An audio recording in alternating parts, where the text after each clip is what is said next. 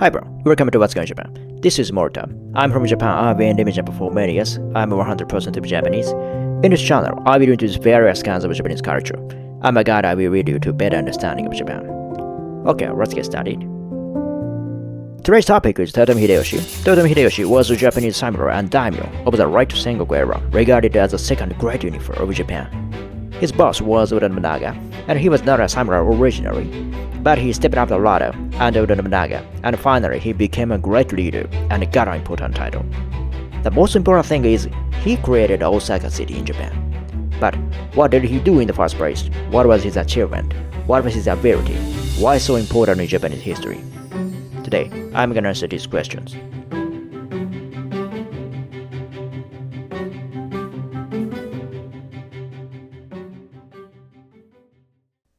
Even today, Tokyo and Osaka are Japan's two largest cities, and it was Toyotomi Hideyoshi who first developed the city of Osaka. He was the most successful man in Japan's history. He was a man of mobility, communication skills, popularity, ideas, and the ability to seize opportunities. Who was active in the warring state period of the 16th century Japan, and who rose from a peasant to a lord and even earned a title. In Japan, he is synonymous with success in life. He was a subordinate of Oda Nobunaga and a man who took over after Oda Nobunaga was killed in Honno's temple. What made him great was the variety of ideas he came up with. In particular, he was very good at building castles and procuring supplies. In modern terms, think of him as a sharp businessman in the general affairs department or purchasing department. A battle required the cooperation of many people. Toyotomi Hideyoshi was outstandingly good at obtaining such cooperation. There are two famous episodes, the Tsunomata Overnight Castle and the Great Return from China. In the Tsunomata Overnight Castle, Hideyoshi built a castle in one night by using the prefabricated construction method, which is a current construction method of preparing materials and assembling them at once on site. In another episode, when Oda Nobunaga was assassinated, he led an army of 2,500 men to move 230 kilometers in 10 days to defeat the traitor. He was a man who worked with overwhelming speed, achieved results, and rose through the ranks of samurai society, despite his peasant origins. After receiving the title of Kanpaku, he implemented the domestic policies of land inspection and sword hunting, promoted the separation of farmers and soldiers, and professionalized the military.